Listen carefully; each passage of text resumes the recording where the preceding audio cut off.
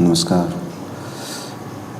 आज मैं आप सबके सामने एथेनॉल के बारे में कुछ बताना चाहता हूँ कि एथेनॉल है क्या, सरकार इसे बढ़ावा क्यों दे रही है और इसकी मुख्य चुनौतियाँ क्या है, लोग इसे खरीद क्यों रहे हैं। तो सबसे पहले बात करते हैं एथेनॉल क्या होता है। एथेनॉल एक अल्कोहल आधारित बायोफ्यूल है जो मुख्यतः गन्ना, मक्का, चावल व अन्य कृषि अवशेषों से तैयार होता है। यह पेट्रोल के साथ मिलकर E20 पेट्रोल 20% एथेनॉल प्लस में 80% पेट्रोल के रूप में उपयोग होता है। सरकार इसे बढ़ावा दे रही है। इसके जो लक्ष्य और आर्थिक लाभ हैं, भारत 85% से अधिक कच्चा तेल आयात करता है जिसमें विशेष विदेशी मुद्रा पर भारी दबाव रहता है। एथेनॉल से समर्थी बचत होती है और ऊर्जा आत्मनिर्भर बढ़ती है। 2014 से अब तक विदेशी मुद्रा में करीब 1.36 लाख करोड़ की बचत हुई है। लगभग 193 लाख टन कच्चे तेल की आयात बचत हुई है। OMCS ने 1.18 लाख करोड़ किसानों से और 1.96 लाख करोड़ डिस्टिलरी से एथेनॉल खरीदा है। ग्रामीण बायो इकोनॉमी को भी मजबूती मिली है। E20 का जो लक्ष्य है, सरकार ने 2030 की जगह 2025 तक E20 रोल आउट करने का लक्ष्य रखा है, जिसमें अप्रैल 2025 तक लगभग पूरा किया जा चुका है। कृषि और ग्रामीण विकास, गन्ना व अन्य फसलों के लिए स्थिर बाजार उपलब्ध हुआ है। प्रमुख राज्यों महाराष्ट्र, यूपी, कर्नाटक में एथेनॉल से जुड़ी निवेश और रोजगार बढ़े हैं। कार्बन उत्सर्जन में कमी हुई है।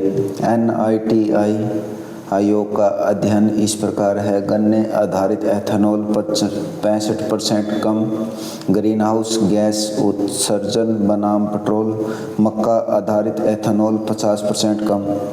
जो इसमें प्रमुख चुनौतियां हैं, ब्यूरो द डाउन साइड्स, पर्यावरणीय मुद्दे, जल संकट।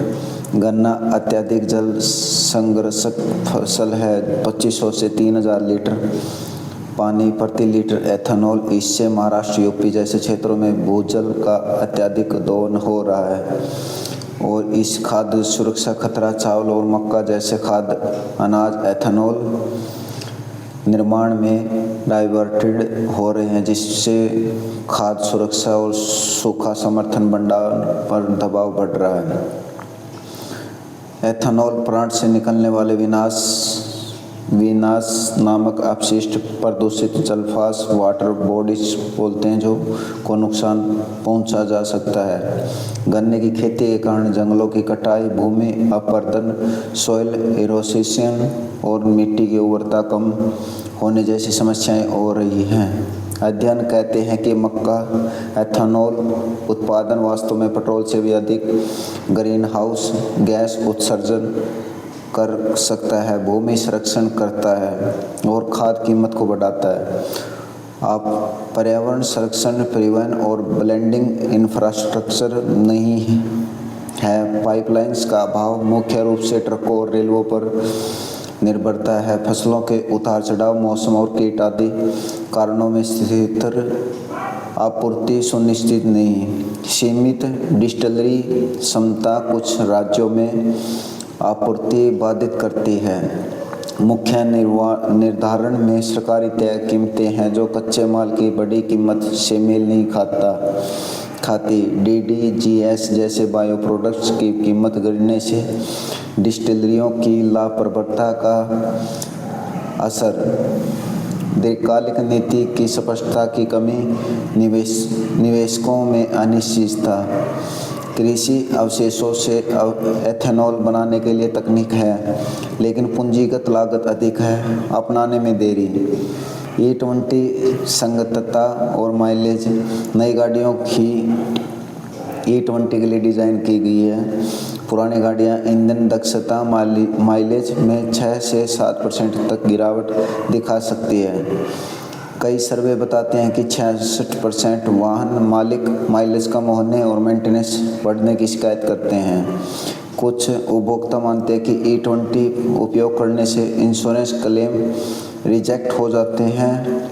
हालांकि सरकार ने यह स्पष्ट किया कि यह डर फेयर वार्निंग और सही जानकारी पर आधारित नहीं।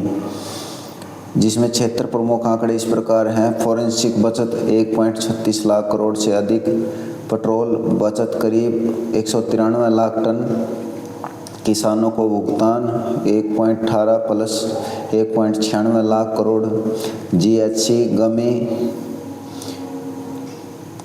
गन्ना एथेनॉल 65%, मक्का एथेनॉल 50%, जल उपयोग 2500 से 3000 लीटर प्रति लीटर एथेनॉल, माइलेज गिरावट 6 से 7% तक पुरानी गाड़ियों में, जमीन की कटाई सुरक्षित, स्टॉक 5.2 मिलियन टन चावल, एफसीआई से एथेनॉल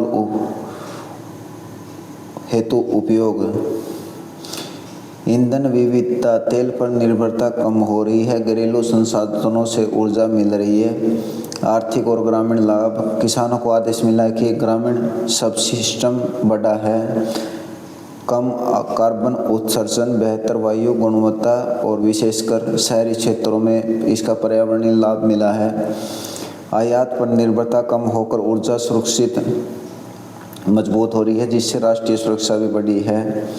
एथेनॉल एक आशाजनक विकल्प है जो पर्यावरण, ऊर्जा सुरक्षा और किसानों के हित में लाभकारी हो सकती है, परंतु इसके साथ उपयोग, खाद्य सुरक्षा, इंफ्रास्ट्रक्चर, उपभोक्ता विश्वास और पर्यावरणीय प्रभाव जैसे प्रमुख चुनौतियां जुड़ी हुई हैं। इसलिए प्रभाव नीति, तकनीकी सुधार और पारदर्शिता के साथ गंभीर योजना की आवश्यकता है। तो ये कुछ मैंने E20 के बारे में बताया और मेरी बातों को इतनी ध्यान से सुना, उसके लिए सभी दर्शकों का बहुत बहुत धन्यवाद, आभार। और सभी दर्शकों को मेरा अनिल की तरफ से नमस्कार।